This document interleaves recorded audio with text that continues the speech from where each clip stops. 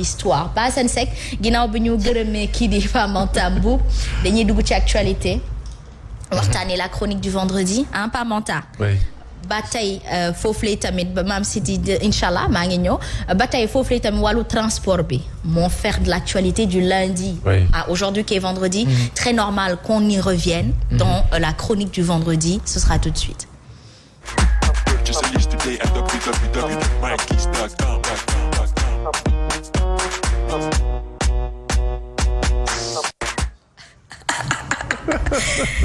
Hassan, il me déconcentre. En général, le papa, il demande à son enfant de se concentrer, mais moi, le mien, il me déconcentre. C'est pas bien ça. Aïcha, le transport est coincé, donc il faut décoincer les choses. La tristesse est tellement lourde que voilà. ñaata nit ñoo toog seen kër te liggéeyuñu. amuñu dépense. est-ce que ni ngi xalaat loolu. loolu ngeen foog ni dinañu dig. élèves yi jàngiwul. ña feebar. naam sax xëy na yàlla moom leen ndax amuñu transport bu leen jàllale hôpital te amuñu jigi ambulance. am ñoo xamante ne yóbbuluñu seen maladie lekk parce que amuñu transport bu leen yóbbu. franchement am ñoo xamante ni malgré ñoom il faut que ñu yónni booy bi ci kër gi mu doxee supposons Kër Massar di xool ku ko autostop maa ko gis ku autostop ku ko yóbbaale jël parc yi ba yegg si après kooku moo fay mujj fanaan pourquoi pour mën a dugg ci boutique bi wala gargot bi ci koñ bi dem ñëw andi fanaan ci mbedd bi. maçon yi xëyuñu. c'est triste. c'est triste c'est grave jaaykat yi ñu bëri xëyuñu lalkatu table yi ci jóge ci koñ bi dem ci gox bële pour jaayuñu. ndax ñu jiite ñoom ñoo ñuy bàyyi xel man souvent man. c'est bari man lu ma si gën a ba seen daal chronique bi yaa ko war a ubbi waaye dafa mel ni ñun dañu la ko tàmbaleel daal ndax xol gu jeex. mais ñoom def nañ conseil ministériel au-delà du conseil de ministres avec le président Macky Sall nit ñi toogee ba waxtaan seen biir pourquoi woowuñu nit ñi waxtaan seen biir ñuy point de presse. te li askan bi di dund ñoom dunduñu ko seen doom yi dunduñu ko seen proche yi dunduñu ko parce que pourquoi am nañ ko def nañ lii am nañ essence am nañ lépp. Hassan à toi l'honneur. jërëjëf parce que li xam nga dëgg. boo kaa dégg Sahel dafa dal. daa ànd ak dal. da ngay parce que li ngeen di wax nii say dëgg du romb nopp te du maasu fen. Le transport coince le Sénégal actuellement. Coince le Sénégal, oui. Et a toujours coincé le Sénégal d'ailleurs. loolu moo la dëgg. après lan moo xew jamono bii ñu ne nit ñi demuñu dikkuñu yéen a ngay wax conséquences yi ci biir kër yi ñun ñu ngi toog fii di wax mais ñun mënuñu ñun ñëpp ñu àndandoo triste. C'est pas possible. Il faut que ñu am onde yu ñuy jéem a transmettre sax. mu nekk yaakaar toujours sans prétention. Vraiment. Aucune et modestement avec toute la plus haute des humilités mais benn affaire daa am dañ toll Sénégal boo xam ni damay dégg ay kàddu yéen ñii de ne ci télé yi ak rajo yi di wax loolu foo ma wax ki ñëpp dégg ko fi. yéen ñii ne ci télé yi ak rajo yi di wax. moytu leen de waa nguur gi fi nekk dañoo doy waar de moytu leen de. ñuy def léegi damay laaj Sénégal nguur gii fi nekk man de xamewuma leen woon bon. ak soxor ak iñaan ak def lu bon xamewuma leen ko woon de. déedéet. ba ñuy wut de wanuñ ma ko woon. waaw kay ba ñuy wut xaw ma nag gëj naa leen gis nag ñenn ñi. ba ñuy wut parce que xamatuma daan naa leen gis avant ñuy nekk ci nguur wante après gisatuma leen may xarit duma leen tudd maa ngi leen di ziar bu baax. très bien ay nit yu baax lañu nag humainement ba day ñoom si mbedd mi nii wala nga séen leen wala nga jot leen exceptionnellement wala nga dajeek ñoom ay nit yu humainement yu bien lañu mais ci ay choix actes yi ñuy posé mooy suñu problème waaw ki nga xam nag yor nga réew ba posé ay actes yi xaw a doy waar gênant day see wax te day see wax nag ba sunu borom nangu wala mu bañ a nangu. defal ñu jàmm rek. incha allah incha allah lay nangu. tey jii nii. ana sa jànk xëy si na wala fa sa kër la dëkk. moom koñ ba la dëkk sax. moo tax day dox ñoo mais bu fa dëkkutoon. nu may def. dafa am benn restaurant bu nekk fii à côté. Bokar maa ngi lay nuyu bu dee yaa may déglu Guèye ak Guèyeen yëpp ak Jaween yi. restaurant boobu liggéeyuñu ñaari fan yi.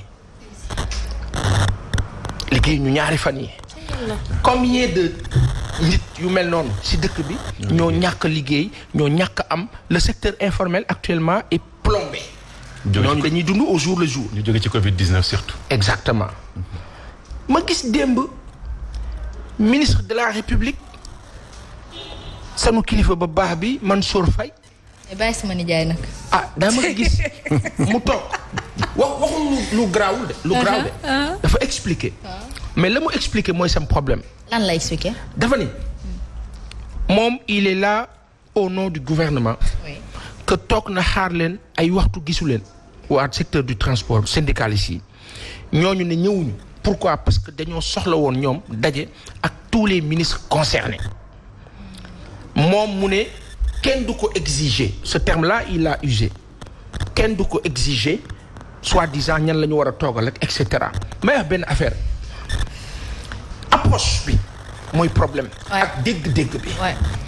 du ne nit ñi dañuy taxaw ay syndicalistes lañu mel ni dañ leen di jaay wala dañ leen di imposer quoi que ce soit parce qu'ils tiennent le bon bout. kilifa dafa demee xel. ñi nga xam ne ñoo nekk autour de ces ministres là et de notre chef de l'État ngeen jege ko lool ñenn ñi waxtaan leen ak moom nit nag dina doy waar nit dina jiite organisation am nu mu mel waaye ka nekk ak na ngaa waxee ak moom léegi-léeg nga ne pat bi signifie lu bare léegi-léeg kilifa am nu muy taxawee nga xool ko mu xool la nga romb ko dem. li lay di si jàngat lu bari. baa xëyee rek nuyu ko dem. bala neexee ut toog fàtte ko waaye xam na yàlla la yàlla lay def yàlla dakaa roof ond mu yëkk xam xalaat ba dee ka yàlla baaxe lool dala naan diw lu xew san ba pas fan yi ak fu réew mi toll nii ma ne baa doo xëy ñu dàq la am na ñoo xam te ne doo leen lenn dana ma la ko wax am na ka nga xam ne baax a dàqee mu jaaxle am na ka nga xam ne doo ko dàq mooy demal boppam da nga wax bi àdduna noonu la ko yàlla bindee ka nekk ak la borom bi def si aw. très bien Baye Sane man damay laaj benn laaj rek wax na ci fenn. lu tax may wax jëm ci sensu kilifa yi. mooy madame Touré ñun jabootu président Macky Sall lañu ak ñi mu àndal. ñoom ñoo ñu war a yiir ñoom ñoo ñu war a protéger ñoom ñoo ñu war a gis nga romb ñu naan madame Touré ngi nee di dem mais dafa lan mooy problème dama gis miinam elle a pas une bonne mine xaaral ma woo ko téléphone yëg-yëg boobu ce sens de compassion d'affection d'amour profond c'est-à-dire loolu noonu ma dugg fii asma nga ne ma paasan tey nekkuloo de loolu dafa baax si diggante. très bien te kilifa yi nga xam ne ñoo jiite Sénégal. foofu lañ leen di woo ci wàll bi transport bi nii tey maam Sidi ak madame Touré tey transport bi dafa war a génn ci crise mais pour mu génn ci crise les ministres concernés ñu ngi Dakar. dem leen ngeen toog ak ñi nga xam ni ma jeexal rek chronique bi dem leen ngeen toog ak ñi nga xam ni ñooy les concernés Asma est transporteur Maanta est transporteur Fama est transporteur da ngeen am jafe-jafe ci secteur bi. man je suis concerné en tant que ministre Mame Sidi est concerné en tant que ministre après ñu ne ma non état bu doxee noonu on a délégué une personne pour vous parler certes mais toll nañ ci ay jamono négocier ngeen ba toll ba ñëwaat ba tollaat fii mais taxaw leen jëmmi jamono ngeen déglu nit yi. très bien pas Manta Mboup. sur cette question man j'ai écouté Gora Khouma mais pas Assane man mun naa wax ne approuvé naa ay propos yu mu joxe parce que tamit mënuma concevoir mu concerné 6 ministres la veille.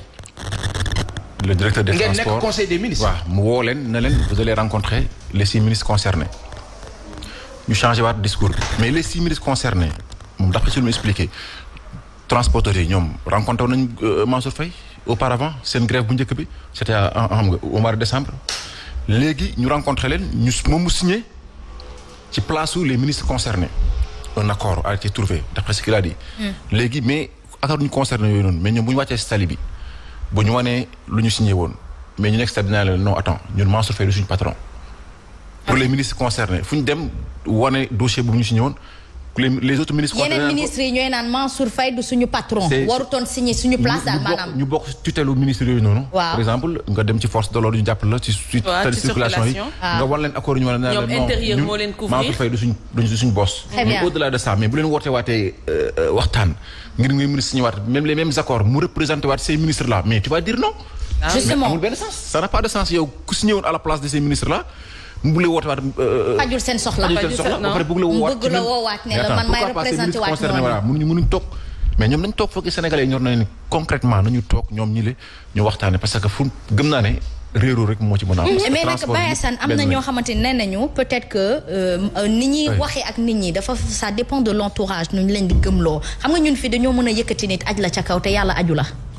ñun dañoo mën lool dañoo mën lool ci suñu entourage moo tax nag nit ki buy wax ak ñun des fois day foog ni il a tout droit et tout lui est permis moi je pense qu'en cas de crise sa wax dafa war a gën a rafet gën a dal bu dee bëggoo ay nag une communication de crise communication de crise dafa am dëgg loolu pour une bonne et simple raison mooy l'attitude kilifa yi seen ay attitude lu tax ñoom attitude yooyu mooy loolu nga chuté mooy dafa am yàlla ils ont souvent des courettes waaw ñun dañuy yëkkati te aju yàlla aju la aju kii moo lay tagg di woy sa maam kii moo lay wax lii ministre monsieur le ministre tey ni nga monsieur le ministre tey xanaa dafa am koo jotee li nga sañ sa tey kii quand vous vous entourez damay wax foofu d'hypocrite ay nit yi nga xam ni parce que tey sunu malheureusement sunu nomenclature d'État au Sénégal dañu bëri souvent ci jamono au temps de la méthode et de l'organisation du président Léopold Sédar Senghor loolu bokkoon na ci ay côté yu baax autorité ministérielle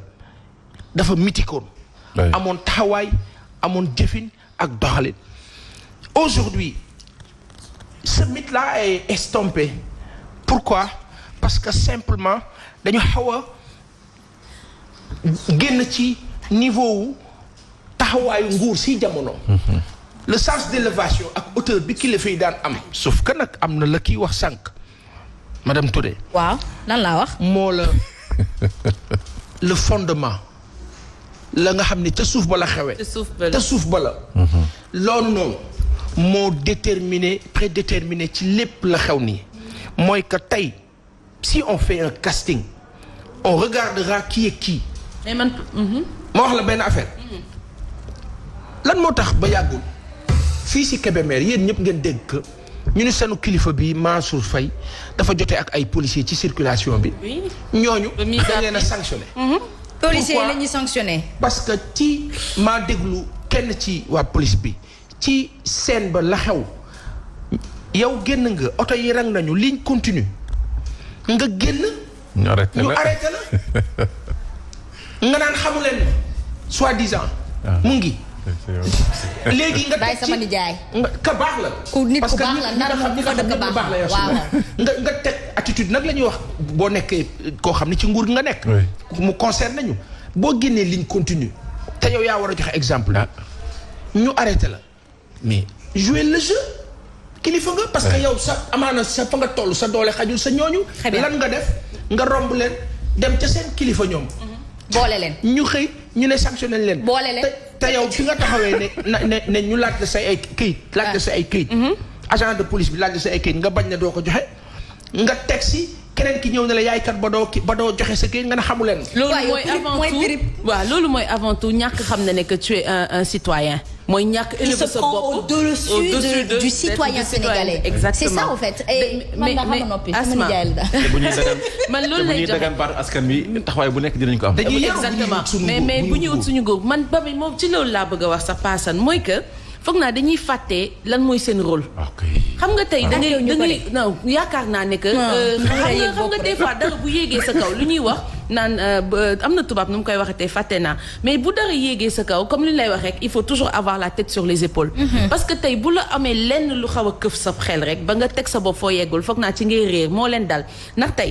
kon nga doon arriviste bi Asma tey fii nga toog nii. waaw tey boo ko doxalul sa wéy du rafet. waaw xoolal Eva Marie Coll Seck ni ko nit ñi di acclamer ci wàllum santé ni mu koy doxalinee ni mu ko doxalinee au temps bi mu ko yorewee xoolal Aminata Mbengue Ndiaye. élevage ba nga xamante ne saay bu ñu amee problème mu xar ñu ne ndeysaan Aminata Mbengue Ndiaye dina doon jël les devants tey ñooñu nga xamante ne nag waaw ak jigéen day prévenir nag góor ñi kay ma wax la bëri nañu li nga wax ni jikko bii nga wax ni moom la tubaab di naan le comportement d'un arriviste il faut qu'ils arrêtent de vouloir paraître en tout respect léegi nag nañu xam seen ay wareef tey ñi nga xam te ñuy ministre yi ñu soxla nii nañu xam ne ñoom li ñu leen fi tegee pour loolu la kon nañ ko daal di xoolaat waxtaanee ko mu nekk luñ koy kon dañuy toog seen bureau def ñu dara supposons bu ñuy wax. Et ce qui est gravissime dans ce que Pa Assane a relaté comme info mooy que gis ngeen Gambie on a touché ce point là tout à l'heure c'est-à-dire autorité waratul ñu sax wax leen autorité ministre des sports ministre de transport moom ñooñu ay gaay nañu lañu.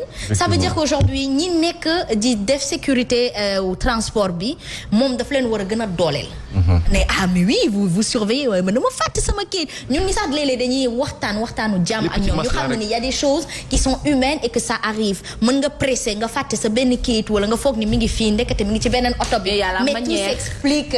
on ne prend pas la force au-dessus des gens te nañ bàyyi boole bi dem boole la sa kilifa ñu sanctionné. mais Sénégalais mënul kilifteef. Sénégalais mënul kon de ñun de ay arrivistes lañ ko. non Sénégalais ñu si mën kilifteef la leen di compter parce que yow da ngay dem ci yenn secteurs yi sax. mais le boss il te montre que man fii je suis le boss may décider. je suis le chef le patron. je suis le patron le boss. et au-delà de ça yow ñi ngay diriger mais foogoon du ñoom peut-être yow performance yu structure di am du mën a nekk. ben ça en tout cas en 2 minutes on chute. ñu chuté.